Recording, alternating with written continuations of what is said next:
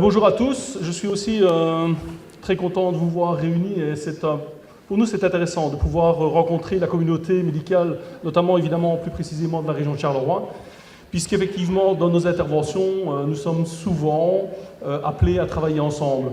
Je pense que moi je suis arrivé à Charleroi en 99, je n'y habite toujours pas mais j'y suis au moins pratiquement tous les jours.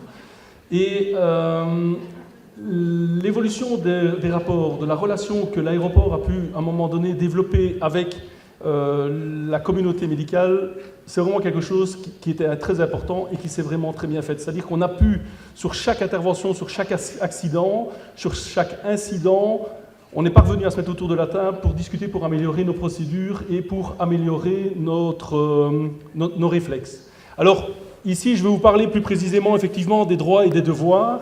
Donc, je vais un petit peu survoler ce que Dominique vient de vous présenter, avec un aspect peut-être un petit peu plus différent, puisque ça va être, tiens, le médecin qui se retrouve au pied de l'avion, appelé par l'aéroport pour une urgence médicale, que se passe-t-il si le pilote lui refuse l'accès à bord ? Ça nous est arrivé il n'y a pas tellement longtemps, je pense que c'était au début septembre, où on reçoit une urgence médicale en vol, je vais vous expliquer ce que c'est plus tard. L'avion atterrit, le SMUR est là, avec une ambulance, et quand le médecin SMURiste se trouve au pied de l'escalier, le pilote lui fait « Vous ne montez pas à bord de mon appareil ».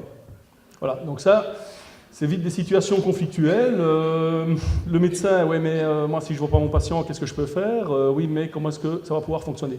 On a eu, il y a des années de ça, c'est ma première rencontre avec le docteur Collet, où effectivement, on rentre sur une intervention, donc on a un appel pour un avion qui revient en détresse. L'avion sort de piste, on a une procédure, les services médicaux sont appelés, le pilote dit « Ok, tout va bien à bord ». Donc nous, toute bonne foi, on appelle le son, on dit « Ok, tout va bien à bord ». C'est normal, les services de secours médicaux qui arrivent en place ne sont pas obligés d'acquiescer cette information. Donc ici, le docteur Collet, à juste titre, là, il dit « Moi, je veux aller jusqu'à l'avion, je veux voir les passagers, je veux voir ce qui se passe ». Là, bon, c'est un petit avion, monomoteur, 4 personnes, c'est clair que même si le pilote refuse l'accès à bord, on les voit vite. Hein. Donc ça, ce n'est pas vraiment le problème. Donc ici, je vais vous parler des recommandations. Alors, attention au terme recommandations. Ce sont quasiment maintenant des obligations, c'est-à-dire que, comme l'a expliqué Dominique tout à l'heure, l'EASA est en train de faire un gros travail où, lors de la Convention de Chicago, cette fameuse organisation civile internationale de l'aéronautique, a décidé de fédérer un maximum de pays à la signature d'un document commun. Alors pourquoi ? Parce que l'avion qui décolle de Kinshasa doit avoir des lignes jaunes sur ses taxiways, donc la bande qui va l'amener à l'aéroport. Évidemment, il doit retrouver les mêmes bandes jaunes quand il arrive en Europe. Sinon, le pilote, il ne peut pas savoir qu'un jour c'est jaune, un jour c'est vert, un jour c'est bleu. On a dû codifier tout ça. Pour avoir un maximum de pays qui signent, 168 pays au total qui ont signé cette convention, c'est clair qu'on a mis beaucoup de recommandations, donc c'est-à-dire pas d'obligations. Évidemment, ça se passait dans les années, fin des années 40, donc, juste après la guerre. Maintenant, on s'est rendu compte qu'il était peut-être temps qu'on fasse des obligations. Alors je vous donne un exemple. Est-ce qu'un aéroport doit disposer d'une ambulance et d'un service d'ambulancier ? Non, ce n'est pas obligatoire. Un aéroport, il n'y a pas de risque. Ah, c'est bien connu, donc. Alors évidemment, ce n'est pas si clair que ça, vous allez voir tout à l'heure. La recommandation va dire, ah non, on va faire une analyse de risque, on va voir ce qui existe dans la communauté urbaine, dans ce qu'il y a autour de l'aéroport. Après, on décidera si on met un service en place ou pas. Alors, la responsabilité, droit, obligation du commandant de bord, donc Dominique en a beaucoup parlé. Je vais amener juste quelques petits points d'éclaircissement, notamment sur, on va voir, l'immatriculation d'avions qui est effectivement la loi du pays. On a quand même quelques exceptions. Je vais vous parler de ce qui est mis en œuvre à Charleroi, pour ceux qui ne le savent pas. Donc le staff, le matériel, l'organisation. Quelques statistiques, là je vais revenir sur les statistiques que j'avais fournies à Thierry Sautiot, peut-être pour vous les commenter un tout petit peu. Et alors là, on va voir quelques cas vécus. Évidemment, je vais vous prendre ceux où c'est assez funny, évidemment, hein, parce que bon, on fait à peu près 800 interventions médicales sur l'aéroport de Charleroi. 99,9% se passe très bien, et puis de temps en temps, on en a quand même une qui est un peu épique. La suivante, s'il vous plaît. Voilà, donc la recommandation, l'obligation, je vais peut-être prendre un micro. Donc, dans ces recommandations, ces obligations, l'OACI détermine que des ambulances dotées d'un personnel spécialisé dans les premiers soins et dans les fournitures médicales sont d'une importance vitale pour effectuer avec succès un premier tri des victimes en cas d'accident. Donc, pourquoi est-ce que nous devons avoir une ambulance sur l'aéroport ? Parce qu'effectivement, nous sommes soumis à l'accident aérien. Et dans cet accident aérien qui va se développer, alors contrairement à ce qu'on pense, accident d'avion, tout le monde meurt. Si tout le monde ne meurt pas à cause de l'impact, tout le monde meurt noyé à cause des pompiers. C'est plus tout à fait comme ça que ça se passe. Effectivement, en 1983, quand je suis rentré à l'armée comme pompier à l'aéroport, on n'avait que 25% de chances de survivre à un accident aérien. On est maintenant à 75%.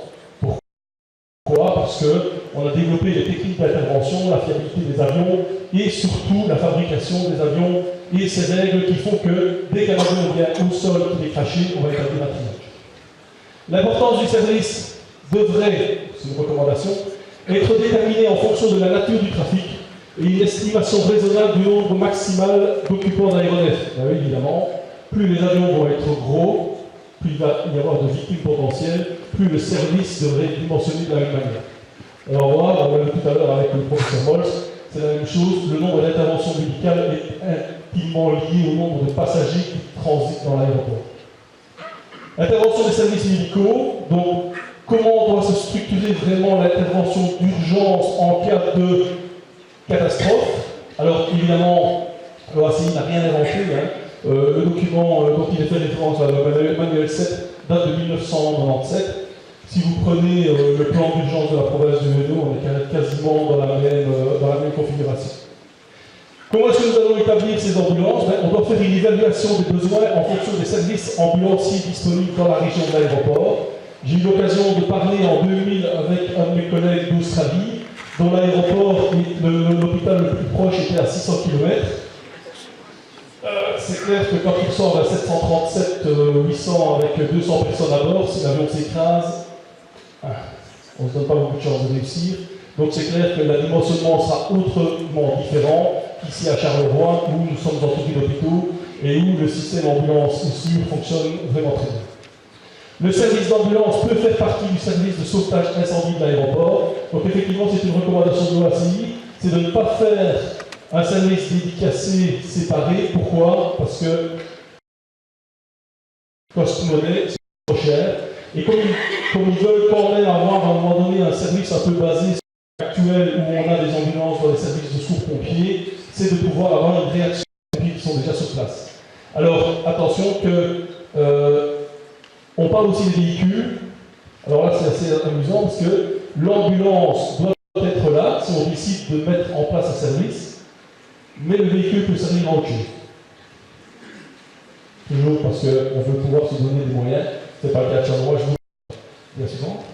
Alors maintenant, responsabilité, droit et devoir du commandant de bord. Oui, Convention de Tokyo, donc 69, c'est plus précisément l'article qui va parler, enfin c'est la convention qui va parler du commandant de bord, des différentes infractions, et là attention, on va bien parler d'infractions pénales et pas d'infractions civiles, enfin du droit pénal et pas du droit civil.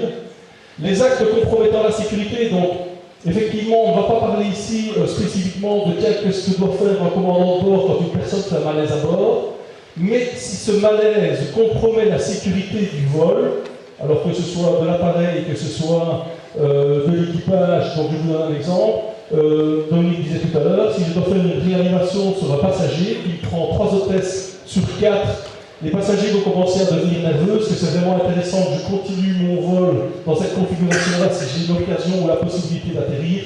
Eh bien non, le commandant de bord peut prendre la décision d'atterrir. Maintenant, tout ce qui est infraction, ça peut être la personne qui fume. Alors, qu'est-ce qu'on refuse le plus dans un avion? Les supporters de football. Voilà. C'est clair que quand on a les supporters de Manchester qui viennent à une rencontre en Europe, qui arrivent à Charleroi, et dont le taux d'alcoolémie doit être proche de 3,46, c'est clair que quand ils sont 17 à bord et qu'ils sont à peu près tous plus larges que moi, plus grands et plus forts, c'est peut-être pas toujours intéressant pour le commandant de bord, à moins qu'ils s'endorment tous au décollage, sinon ça peut être vite le bordel à bord. Alors, l'État compétent, donc l'État compétent, effectivement, c'est bien l'immatriculation de l'avion, on l'a vu tout à l'heure pour les naissances et pour les décès. On va voir quand même qu'il y a quelques exceptions, et ce sont ces exceptions-là qui feront évidemment à un moment donné la différence. Si un jour vous vous retrouvez effectivement à bord d'un vol et qu'il y a un problème à bord. Qui a déjà voyagé ici dans un vol où on a fait appel à un médecin? 1, 2, 3, 10, allez, on va dire 10 ou 12 personnes. 12 sur l'ensemble de la communauté ici, alors que Air France déclare, et à juste titre, sur un vol transatlantique, 80 vols sur 100, il y a quelqu'un qui médicalement, en tous les cas, peut apporter une solution à la problématique. Ici, à l'aéroport de Charleroi, on est plutôt aux environs de 40%.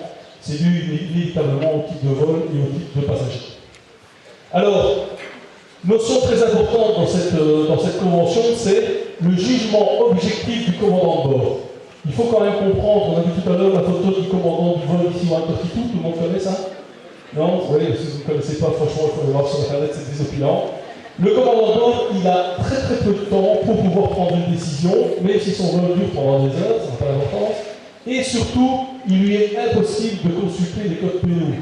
C'est-à-dire que quand quelqu'un va amener un incident à bord, c'est clair que le commandant de bord, il n'a pas le temps de dire « Ah, je vais aller chercher l'article de loi, je vais aller chercher ce qui peut se passer ».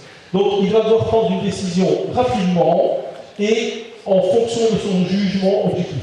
Tout à l'heure, le professeur Rolls demandait, tout à l'heure, quand on parle de consultation d'aide médicale en vol, donc effectivement, un commandant de bord peut rentrer en contact avec la tour de contrôle de l'aéroport où il atterrit 20 minutes avant d'atterrir, mais il y a tout un réseau qui s'appelle Eurocontrol qui permet au pilote de pouvoir déjà rentrer en contact avec une autre tour de contrôle, un autre aéroport, et l'information peut se diffuser. Donc par exemple, nous avons eu un jour un avion qui venait de Dublin, qui venait atterrir avec une rue éclatée, on l'a su dès que l'avion a décollé. Parce que le pilote a pris contact avec le contrôle anglais avec le contrôle belge. Alors l'appareil ne risque rien, il est en vol, qu'il atterrisse après à Dublin, à Londres, ou qu'il atterrisse à Charleroi, qui est sa destination finale, il faudra quand même qu'il se pose avec son pneu crevé, et donc là, autant qu'il fasse tout son vol, et puis qu'il atterrisse à l'aéroport de destination. Donc, très important ce jugement objectif du commandant de bord, parce que beaucoup souvent, quand je rencontre un médecin qui me dit « Et si je demande au pilote d'atterrir et qu'il refuse ?» Ok, je vais dire, la seule solution qu'on aura, c'est d'amener les éléments qui permettront à ce pilote d'avoir le jugement objectif le plus près. Alors, état d'immatriculation, il y a quand même 4 subtilités.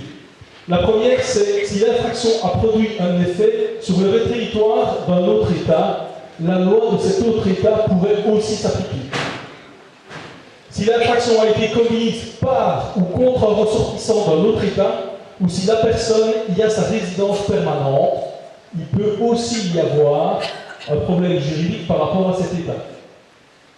Si l'infraction compromet la sécurité d'un autre État, donc là très concrètement on parle plutôt du détournement, et alors si l'infraction constitue une violation des règles ou règlements relatifs au vol ou à la manœuvre des aéronefs en vigueur dans un autre État. Donc on voit ici que ces 4 cas de figure différents peuvent faire qu'à un moment donné, je suis bien sous la législation du pays d'immatriculation de l'avion. Donc c'est-à-dire je prends un avion belge, je vais aux États-Unis. Tant que je suis dans l'avion, donc on va aller tout à l'heure off-block, je suis sous la juridiction de l'État belge. Mais si la victime est américaine, je pourrais devoir rendre des comptes aux États-Unis d'Amérique. Si l'avion est arrivé au sol et que la porte est ouverte, le commandant de bord est toujours commandant de bord. Les gens sont toujours dans l'avion, ils sont toujours dans l'état de l'avion qui est là, mais la porte n'est plus fermée, elle est ouverte. Et donc, on va voir que ça peut vite être à un moment donné une forme d'emploi ou assez compliqué. Le commandant de bord, de toute manière, doit prendre les mesures raisonnablement appropriées. Donc, on ne va pas lui demander, par exemple, pour quelqu'un qui a une bronchite, d'atterrir tout de suite à Reykjavik en Islande alors qu'il se rendait à Orlando en Floride.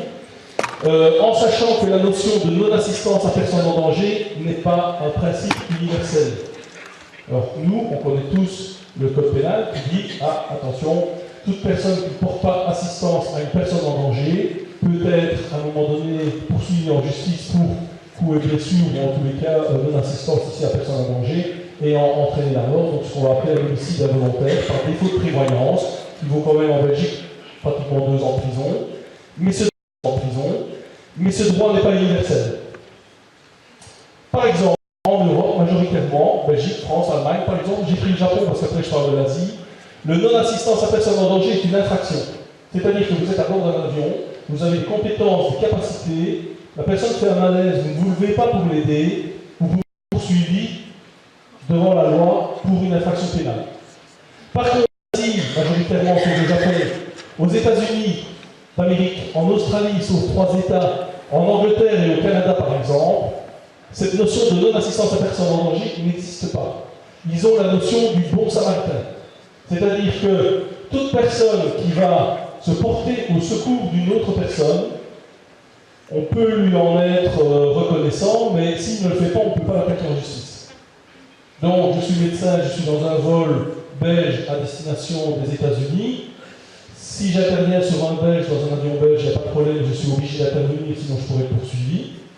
Par contre, le ressortissant est américain. L'État belge pourrait me poursuivre parce que je n'ai pas répondu au secours de la victime, mais l'Américain pourrait me poursuivre parce que je suis intervenu comme un bon samaritain, j'ai lui cassé 3 côtes et c'est pas une bonne idée. Ah, on voit tout de suite que la complexité va être toutefois beaucoup plus difficile. Donc, s'il n'y a pas d'assistance à personne en danger au niveau de cette notion du bon samaritain, il n'y a pas d'infraction. Maintenant, il y a un article, attention ici on est sur du civil, on n'est plus sur du pénal dans la Convention de Code, qui dit que lorsque la vie d'un passager est manifestement en danger, qu'un médecin estime que la victime doit être débarquée au plus vite, le commandant de bord fera en sorte de se détourner vers l'aéroport le plus proche, mais toujours en tenant compte de la sécurité des passagers, de l'équipage et de l'avion dont il a la responsabilité. Alors, en clair, ça veut dire quoi? L'avion revient de Turquie, il passe au-dessus de l'Ukraine, il revient en Belgique. Le gars fait un malaise en vol, l'avion devra atterrir au niveau de la zone dans laquelle pour le moment il y a des combats. Le pilote aurait décidé de ne pas y atterrir. Il dit, moi je vais descendre là, je vais me faire flinguer par un missile, je vais plutôt aller jusqu'en Grèce, et en Grèce je vais atterrir, tant pis pour la personne qui est là, mais j'ai 189 personnes à bord pour une personne qui est en détresse. Donc en aviation, on prendra toujours le plus grand nombre, la sécurité du plus grand nombre par rapport à la sécurité de la. L'article 10 alors, de la Convention de Tokyo dit aussi que lorsque l'application des mesures prévues par la Convention est conforme à celle-ci, ni le commandant de bord, ni un autre membre de l'équipage, ni un passager, ni le propriétaire, ni l'exploitant de l'aéronef, ni la personne pour le compte de laquelle le vol a été effectué, ne peuvent être déclarés responsables dans une procédure engagée en raison du préjudice subi par la personne qui a fait l'objet de ces mesures. Et ça, c'est un article qui est intéressant parce qu'aux États-Unis, souvent, si vous êtes condamné pour avoir cassé les côtes à quelqu'un, c'est pas tellement parce que vous avez fait une infraction pénale, mais c'est qu'il va vous attaquer au civil, c'est-à-dire qu'il va demander des sous, parce que vous lui avez cassé les côtes. Or, si vous êtes intervenu dans un vol avion immatriculé en Belgique, c'est-à-dire en suivant le code belge, vous lui pétez les côtes, il arrive, il porte plainte, oui, vous pourriez être poursuivi, mais vous ne pourriez pas être condamné au pénal. Par contre, vous ne le faites pas, le passager décède, la famille porte plainte parce que vous n'avez pas secouru, on sait qu'il y avait un médecin à bord, vous n'êtes pas intervenu, vous n'avez pas secouru la personne, elle pourrait vous poursuivre devant l'État belge pour non-assistance à personne en danger. En clair, c'est un peu compliqué, si je suis dans un avion qui a dans sa réglementation la non-assistance à personne en danger, vous avez vraiment tout intérêt à vous porter au secours de cette personne. Oui, vous risquez peut-être des ennuis judiciaires dans un pays tiers, mais avec très peu de conséquences. Par contre, si vous êtes dans un avion américain avec un passager américain, faites ce que vous voulez. Voilà, ça c'est l'avantage des pompiers, moi j'ai travaillé seulement après pour la rue brune. Non, peut-être donner un votre solution précédente. Voilà. Donc, sur un vol immatriculé aux USA, oui, le passager qui ne place pas ses capacités au profit de l'assistance à une personne en danger tombera sur la notion du bon samaritain vis-à-vis de la loi américaine, mais des comptes pourraient lui être demandés par rapport au code pénal belge, en pénal, bien entendu, pas au civil. Voilà, je rappelle qu'en droit belge, l'article 422 bis du code pénal est d'application, c'est la notion de la non-assistance à personne en danger. Voilà, donc ça, c'est pour ce qui est plus réglementation et plus législation, en sachant que ce sera toujours très compliqué. Je ne suis pas du tout avocat, c'est le bureau avocat de l'aéroport de Charleroi, que je remercie d'ailleurs, qui m'a aidé à élaborer ceci. Les lois sont tellement complexes, on ne peut évidemment pas les suivre toutes. Je pense que personne ici dans la salle, s'il se retrouve un jour dans un vol avec un passager qui fait un malaise, je pense qu'aucun d'entre nous ne va rester assis sur sa chaise en disant « Oula, je peux avoir des ennuis, restons tranquilles ». D'accord ? Alors, pour ce qui est de l'aéroport de Charleroi, donc le service effectivement médical est attaché au service incendie. Donc d'abord parce que nous avons une obligation dans le cadre du code du bien-être du travail d'avoir des équipiers de première intervention médicaux. Le service comporte 48 pompiers, dont 8 pompiers en pause, Donc nous avons en permanence 8 personnes jour et nuit sur l'aéroport de Charleroi. Et nous avons dans cette équipe de 8, 2 personnes qui sont affectées à l'ambulance et au secours médicaux. Donc très concrètement, on verra tout à l'heure pour les statistiques, nous devons, nous, intervenir sur ce qu'on appelle les urgences mineures, c'est-à-dire les passagers et le personnel qui se blessent mais faiblement, et puis alors, bien entendu, nous avons toutes les interventions majeures.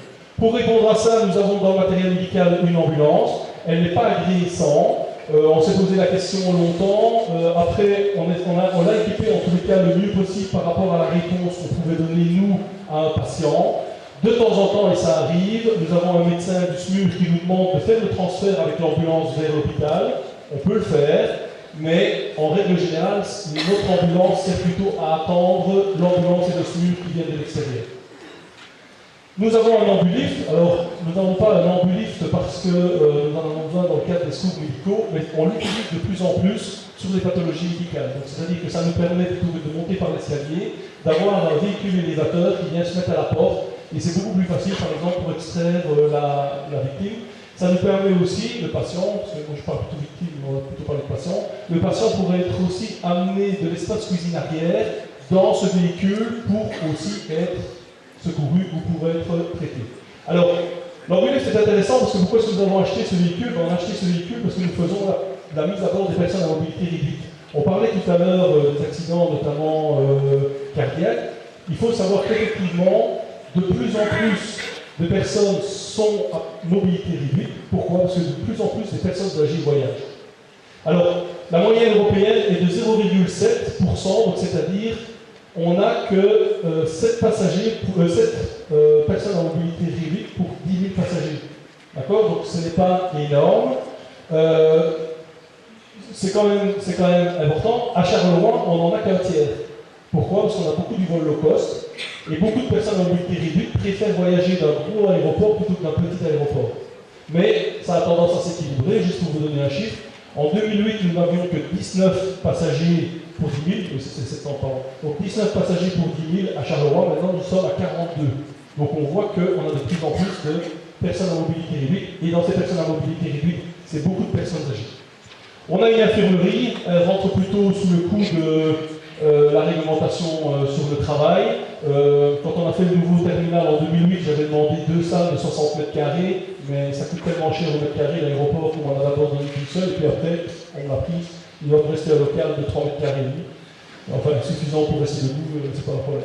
On a 2 sacs d'intervention, donc nous intervenons avec évidemment un sac d'intervention. Le délai moyen d'une prise en charge sur l'aéroport doit être de 3 minutes. Donc entre l'appel et le moment où j'ai quelqu'un qui arrive et qui peut prendre en charge la personne, la victime, 3 minutes, quel que soit le point de l'aéroport. Un DEA, ça fait déjà longtemps qu'on l'a acheté et je pense que bien nous en a pris puisque on a en moyenne sur l'aéroport 16 à 17 malaises cardiaques par an. Principe donc terminal, je parle, donc pas aéronef. Et principalement des gens qui ne sont pas encore dans les salles d'embarquement. Donc généralement ça se passe du côté ville, énormément de gens sont stressés, on en a parlé tout à l'heure, c'est incompréhensible. La violence verbale et la violence physique, l'agressivité dans un aéroport est assez incompréhensible, mais c'est vraiment un fléau. Et avec ça évidemment tout le stress que ça peut engendrer. Alors au niveau de l'organisation, on a un plan interne d'urgence qu'on a élaboré il y a quelques années. Maintenant, nous avons défini 3 types d'alertes différentes. Alors pourquoi est-ce qu'on a des numéros? C'est simple, parce qu'un numéro permet aux passagers lambda qui écoutent une radio, donc d'un membre du personnel, de ne pas savoir ce qui se passe. On a par exemple une alerte 12 à l'aéroport, qui est une alerte à la bombe. Avant 2003, quand on avait une alerte à la bombe, vous étiez à votre comptoir d'enregistrement, vous prenez votre ticket et à un moment donné, vous entendez sur la radio à tout le personnel de l'aéroport, nous sommes en alerte à la bombe dans le bâtiment principal de l'aéroport. Ah oui, d'accord. Donc nous maintenant on a des numéros, on est en alerte 10, personne ne sait rien, en tous les cas par les passagers. On a donc gardé ces numéros pour nos alertes, on a l'alerte 7, 8 et 9. L'alerte 7 étant une urgence médicale mineure, c'est-à-dire que c'est le personnel de l'aéroport qui se déplace, va voir ce qui se passe. C'est un enfant qui s'est coincé la main dans une porte, c'est un passager qui s'est trébuché, c'est une hypoglycémie, c'est généralement, bon voilà, on regarde ce qui se passe. Si les paramètres ne sont pas bons, on déclenche alors ce que nous appelons une alerte 8, urgence médicale majeure, alors majeure pas dans son extraordinarité, ça se dit, mais plutôt par rapport au fait qu'on va devoir appeler des secours médicaux extérieurs. Toutes les urgences en vol, sans exception, font l'objet d'une alerte 8, puisque nous ne pouvons pas avoir contact avec les patients. Maintenant, bien entendu, si nous avons un médecin à bord, on ne va pas descendre de l'alerte 8 vers l'alerte 7, parce que ça veut dire que l'alerte 7, on restera entre nous, c'est pas ce qu'on veut. On va rester sur l'alerte 8, mais on fera peut-être venir qu'une ambulance plutôt qu'une ambulance et un SMUR. Par contre, si le médecin qui est à bord dit « Oula, attention, celle-ci, il faut vraiment que vous ayez les moyens », à ce moment-là, on peut donner l'information au centre qui va nous diligenter les véhicules et le personnel qu'il nous faut. L'alerte 9, c'est l'alerte plan épidémio-sanitaire. Donc nous avons une alerte spécifique qui fait que quand il y a une pandémie dans le monde, quand il y a un problème épidémio-sanitaire dans le monde, même si l'aéroport n'est pas affecté, même si ça n'a rien à voir avec nous, ce serait même en Papouasie-Nouvelle-Guinée, ça n'a pas d'importance, il n'y a rien en Papouasie-Nouvelle-Guinée, je m'assure. Donc nous allons immédiatement mettre une veille. On va un peu se renseigner, savoir ce qui se passe. Le médecin de référence, c'est la médecine du travail, l'évitablement, c'est l'ancien Ebola, et on va un petit peu réfléchir pour savoir ce qui se passe. Donc par exemple, quand Ebola est venu sur la scène médiatique de façon importante, au mois d'août, nous avons déjà fait une première réunion de ce plan épidémio-sanitaire qui nous permet de pouvoir adapter nos procédures. Est-ce qu'on est toujours bien en phase? Est-ce qu'il y aurait des nouvelles réglementations? Est-ce qu'on devrait appliquer quelque chose? Ensuite, on a de l'état de veille, on passe à l'état actif, c'est-à-dire on a un vol avec des passagers qui pourraient arriver à l'aéroport soit en ligne directe, soit de façon très rapide. Donc nous n'avons pas de vol direct sur les pays concernés par Ebola pour le moment, mais nous avons des passagers qui peuvent arriver à l'aéroport de Charleroi en moins de 24 heures. Donc c'est-à-dire qu'ils transitent soit par Casablanca, soit par Istanbul, et donc ils peuvent arriver très facilement chez nous. Le niveau supérieur alors de cette alerte 9, c'est nous avons un passager qui est passé, quelqu'un qui est passé par l'aéroport et qui a été reconnu contaminé. Là, on aura encore d'autres mesures à prendre. Alors ces mesures sont importantes, pourquoi? Parce qu'un aéroport c'est multisociétal, donc c'est-à-dire qu'on se retrouve avec une société avec pas de couches de la société, mais des sociétés différentes. Et moi je me retrouve à un moment donné avec un policier qui vient me trouver et qui me dit tu n'aurais pas des gants pour moi et un masque, parce que les passagers quand ils viennent, vous connaissez tout ça, hein, la pochette banane, on ouvre, qu'est-ce qu'on fait? On prend son passeport, et puis qu'est-ce qu'on fait avec? On le cale dedans, on referme sa pochette, et puis on dit au policier, s'il vous plaît, ça les fait pas rire du tout. Non, juste, ouais. Il faut se mettre à leur place. L'autre problème, c'est les douaniers. Les douaniers qui, à un moment donné, contrôlent quelqu'un, font ouvrir la valise, et dans la valise, il y a de la viande crue, des chauves-souris. Il a déjà voyagé depuis de nombreuses heures, et voilà, qu'est-ce qu'on en fait, comment ça se passe. Donc ce plan est important. Peut-être revenir encore une fois à l'alerte 9 avant. La dernière chose, c'est que cette alerte 9 se déclenche alors sur une alerte réelle, c'est-à-dire, tiens, on a un passager, on a quelqu'un dans l'aéroport qui présente les symptômes, et là alors on a une intervention à faire. Donc dans l'alerte 9, on a vraiment la veille, le comité épidémio-sanitaire du plan épidémio-sanitaire va faire son travail, va un peu chercher des informations. De l'autre côté, on a vraiment l'intervention, qu'est-ce qu'on fait? Un douanier qui est face à une personne, qui va lui ouvrir sa valise, il y a de la viande dedans, il a son passeport, il sait qu'il y a moins de 24 heures, il était au Libéria, il a les symptômes de la grippe, il lui vomit dessus. Qu'est-ce qu'on fait? Alors, pour ne pas que tous les douaniers se mettent en tenue complète, chimique, étanche, avec le masque, ce qu'ils voulaient faire, hein, ça ne peut pas fonctionner, on est bien obligé de mettre en place une procédure qui fait qu'on va pouvoir gérer le risque et rassurer tout le monde par rapport à ce qu'on va mettre en place pour intervenir. Alors ici, je reprends les statistiques par Thierry. On a vu tout à l'heure qu'il a dit 16 interventions par million de passagers. Bon, nous, on est à 166 alertes majeures, donc on fait venir une ambulance ou une ambulance et un SMUR.